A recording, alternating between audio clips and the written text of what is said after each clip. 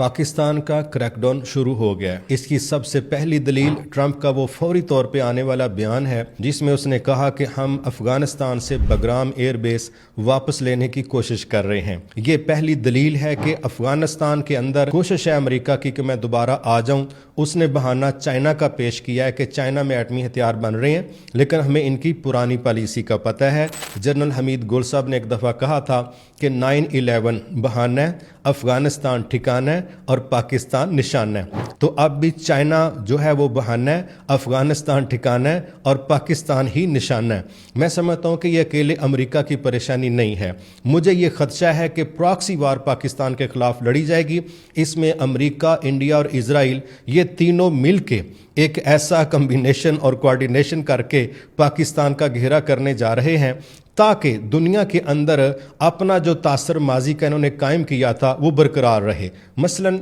इस वक्त अमेरिका को इस बात की परेशानी लग गई है कि अरबों को दिफा के नाम पर धोखा देके जो मैं अरबों से अरबों डॉलर वसूल करता था वो खतरे में पड़ गए हैं। फिर इस वक्त इंडिया को इस बात की परेशानी लग गई है कि अरब अमारात समेत सऊदी अरब में भी हमारे बेशुमार इंडियन मौजूद हैं, लेकिन अब अगर सऊदी अरब के और पाकिस्तान के ताल्लुकात मजबूत होते हैं तो उसका नुकसान ये निकलेगा कि आने वाले वक्तों में हो सकता है कि इंडिया बहुत पीछे चला जाए। और उसके बाद माजी में जिस तरह इंडिया महसूस करता था कि सऊदीया पाकिस्तान के मद्दे मुकाबल इंडिया के ज़्यादा करीब है, तो वो चीज़ भी हाथों से निकल गई। इजराइल को इस बात का खदशा है कि वो ग्रेटर इसराइल जो मजहबी तौर पर हम जहनों में सवार करके जिस पे वर्किंग कर रहे हैं, तो अरबों में तो ये जुर्रत और ताकत शायद नहीं थी कि वो हमारे सामने टकराते ठहर सकते, लेकिन पाकिस्तान अब इनडायरेक्ट हमारी टक्कर पर आएगा तो हमारे इस मंसूबे के रास्ते में भी परेशानी है। लिहाजा इस वक्त इंडिया, अमेरिका, इजराइल मिलके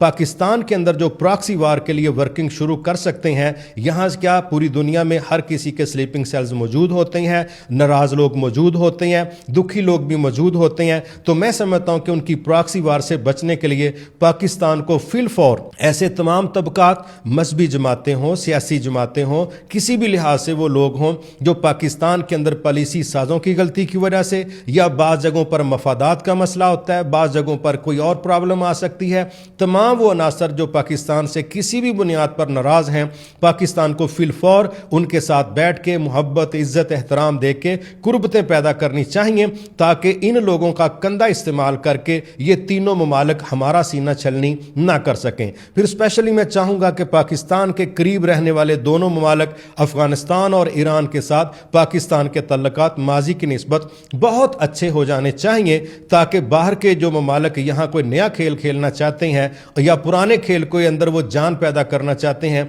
वो इसमें कामयाब ना हो सकें और कोई गलत फहमी ईरान, अफगानिस्तान और पाकिस्तान के दरमियान किसी बड़े हादसे की वजह ना बन जाए। इन तीनों ममालिक को आपस में खित्ते की वजह से, इस्लाम की वजह से बहुत करीब हो जाना चाहिए। अदरवाइज खदशा है कि यहाँ पर ऐसे वो लोग जो पाकिस्तान से किसी भी वजह से नाराज हैं वो कंधा पेश कर सकते हैं और ये तीनों ममालिक जो इजराइल, इंडिया और अमेरिका है, ये उनका कंधा इस्तेमाल करके हमारी बहुत बड़ी तबाही का बायस बन सकते हैं। आइए हिंदुस्तान, अमेरिका, इंडिया पूरी दुनिया के अंदर बाकायदा इस प्रोपेगेंडे को सपोर्ट करना चाहते हैं कि पाकिस्तान तो खुद महफूज नहीं है तो ये अरबों को कैसे महफूज रखेगा ताकि जो माजी का उनका इमेज है वो बरकरार रखा जा सके। तो पाकिस्तान को इस वक्त नेशनल सतह पर और इंटरनेशनल सतह पर जिस बड़े प्रोपेगेंडे का सामना है उसके तोड़ के लिए अपनों को करीब करना और आलमी सतह पर अपनी साख को पहले से मजीद बेहतर बनाने के लिए इनके प्रोपेगेंडे को बुनियाद बना के ऐसी पॉलिसियां तरतीब देना